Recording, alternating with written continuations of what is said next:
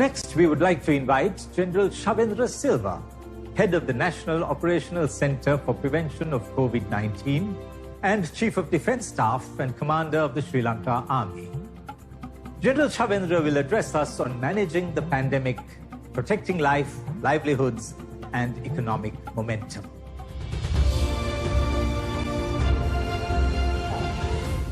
Distinguished guests, participants, very good morning to all of you. I consider it is a privilege to address this investors forum today, and I'm thankful to the organizers for inviting me to deliver a speech as the Chief of Defence Staff, the Commander of the Sri Lanka Army, and Head of National Operations Center for Prevention of COVID-19 in Sri Lanka. I wish to share my thoughts on managing the COVID-19 pandemic, protecting life, livelihood, and economic progress. As we all know, the COVID-19 pandemic has disturbed the entire livelihood of the world, posing a substantial threat to the social and economic well-being of mankind. Despite the consequent economic retardation, this pandemic has challenged the security of human lives as never before. In this extensively connected world, it is not possible to design the livelihood in isolation. It is necessary to maintain economic, diplomatic, and social relationships with the world. Thus, it has to be understood that managing the pandemic, preserving the economy, and restoring complete normalcy is an enormous challenge. In order to reinstate the economic normalcy, usual livelihood and social aspects amidst COVID-19 pandemic, it is decisive to bring the country into a certain condition in which socio-economic activities could be continued with the best practices under minimum regulations. In Sri Lankan context, the necessity of this phenomenon was well felt by His Excellency the President Gotabaya Rajapaksa and the government of Sri Lanka. Thus, the response strategy is based on, firstly, breaking the chain of spread. Secondly, curbing the spread by separating the infected from uninfected and isolating the exposed and vulnerable population. Thirdly, treatment of infected personnel, minimizing the losses of lives. Fourthly, minimizing citizen suffering from associated losses of earnings, travel restrictions, and difficulties to access medical and other necessities. Fifthly, achieving the population immunity through vaccination, which is the accepted best means of defense against the virus. And finally, maintaining and progressing the economy and livelihood during the post-pandemic.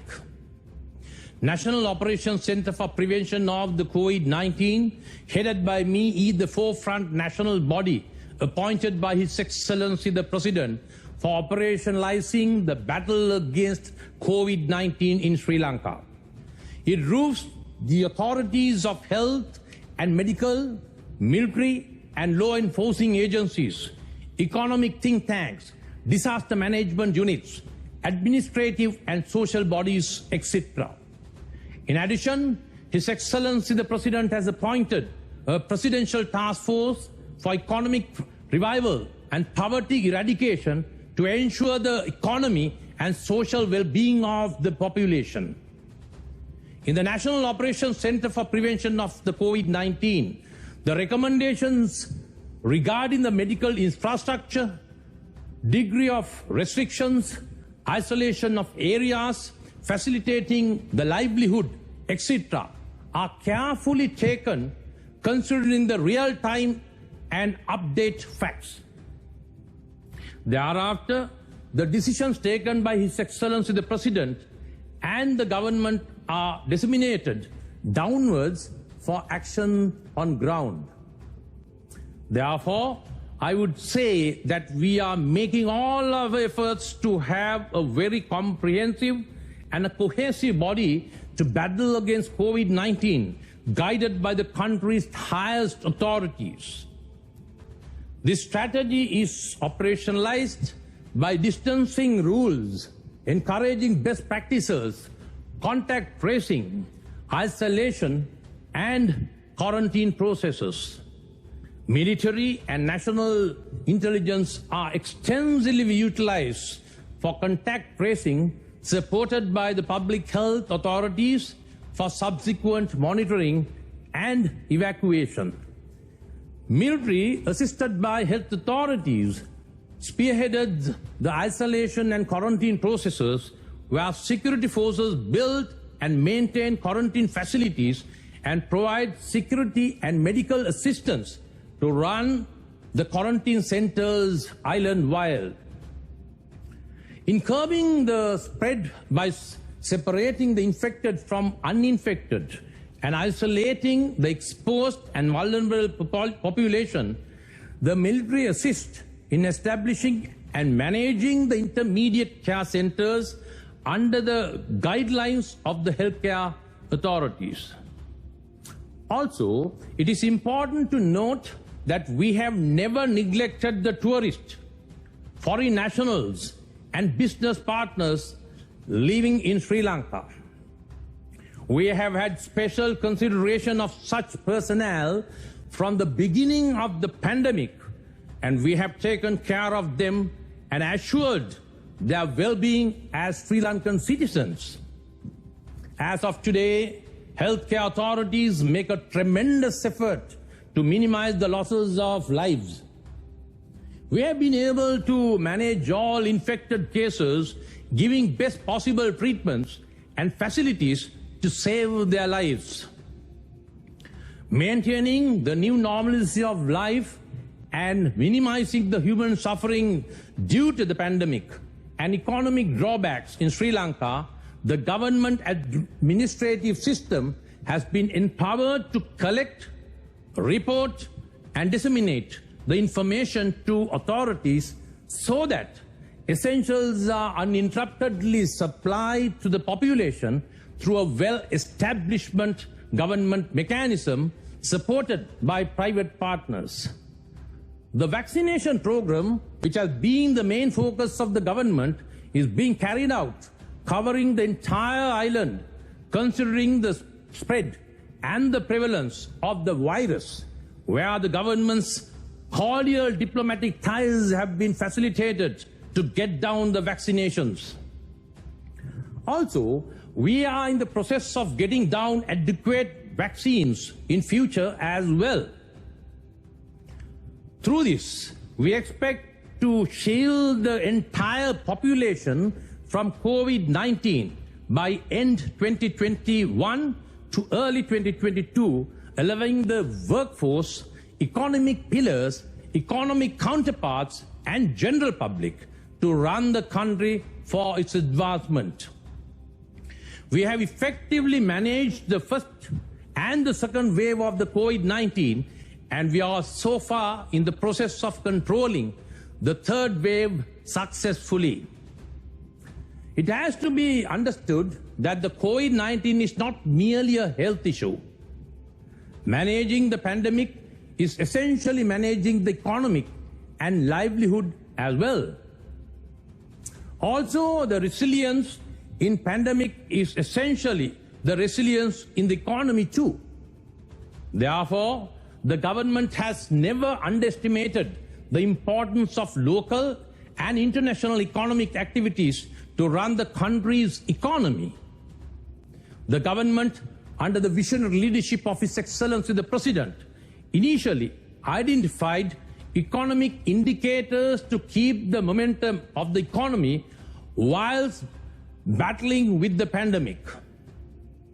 The basis for this is preserving the conducive environment for economic activities, scaling from daily wage earners to large-scale factories, especially the apparel sector that largely contributes to the country's economy. Small country like us cannot lock down for a long period unless the country has a very strong economy. I think we have been so far able to maintain the higher potential to engage in economic activities during this pandemic. This is where the local and external investors must give a significant thought.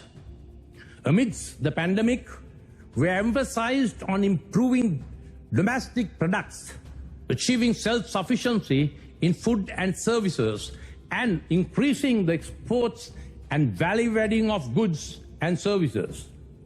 The government has encouraged and empowered the small, medium, and major businesses counterparts with necessary financial, legal, and technological assistance. Therefore, I believe Sri Lanka is ready to explore and absorb industrial, agricultural, and service-based opportunities by now, and to achieve such hallmarks for a country like us amidst pandemic. It should be a balanced approach between health and the economic sectors. Preserving the national economy has been a decisive factor for Sri Lanka before the pandemic, during the pandemic, and will be post-pandemic too. We have given equal emphasis to external and internal aspects of national economy. Let me emphasize that despite having imposed travel restrictions to control the spreading of the COVID-19, the country was never closed for economic and economic-related activities.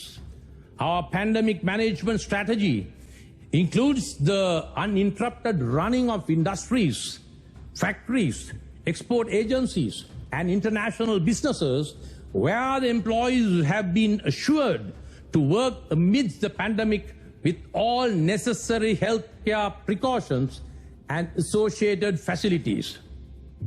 This has been the strength of Sri Lanka so far. We have emphasized on safe tourism, giving the guarantee to long and short-term tourists that Sri Lanka is a safer destination. We are in the process of developing and improving the biosecure bubble in tourism, sports, and diplomatic visits.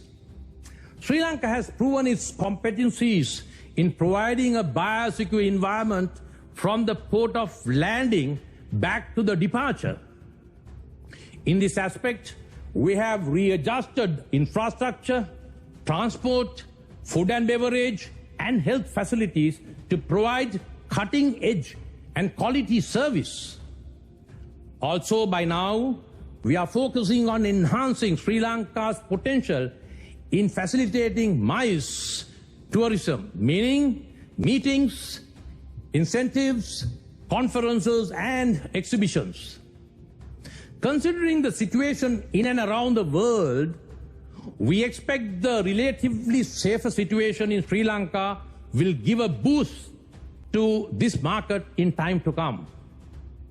Despite the restrictions due to the COVID-19 pandemic, Sri Lanka has committed to continuing the building of necessary infrastructure and service facilities for the industrial and business advancement, which is a significant prerequisite for external and internal economic partnerships.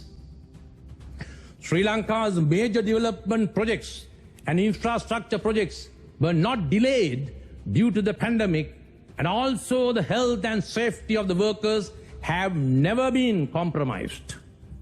To maintain the economic momentum, the Sri Lankan strategy has given due focus to preserve the Sri Lankan identity in the international market, where plantation and agricultural sectors are functioning under strict health guidelines despite the pandemic. In this regard, Sri Lanka has special consideration for identical Sri Lankan agriculture products such as tea and spices. Sri Lanka, being a centrally situated country in the Indian Ocean, understands the value of sea transportation, backloading operations, and re-exports. Also, We value the expectations of the friendly foreign countries worldwide and their necessity of providing uninterrupted sea transportation of goods and supplies, in which Sri Lanka plays a vital role. This aspect was widely considered from the beginning of the battle against COVID-19. With the valuable inputs of all economic stakeholders, seaports were continuously in operation amidst the pandemic. Accordingly, the health safety precautions of the employees and the ports were designed, and we have been very successfully functioning the port operations by now. Talking about the way forward, I would like to highlight two aspects. First, what makes Sri Lanka special in this pandemic situation? And second, what lies ahead of us in the post-pandemic transition period? As I said earlier, first we understand that Sri Lanka is located in a blessed and important position in the world map, making it a centralized, focused and strategic land piece in the Indian Ocean.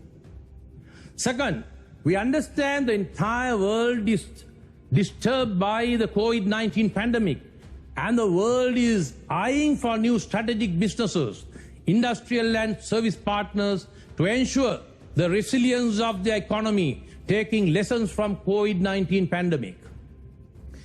If we superimpose the strategic location of Sri Lanka, it is possible to identify the opportunities that can reap mutual benefits to Sri Lanka and partners around the world. I believe Sri Lanka is a unique and land of opportunities for economic partnerships as of today.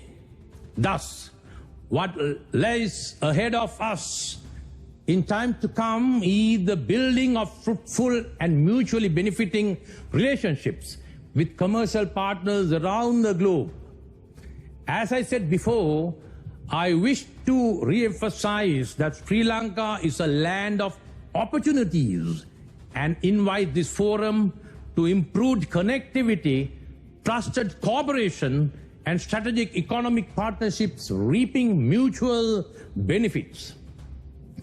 Last but not the least, let me thank all the participants and for having me invited to share my thoughts today.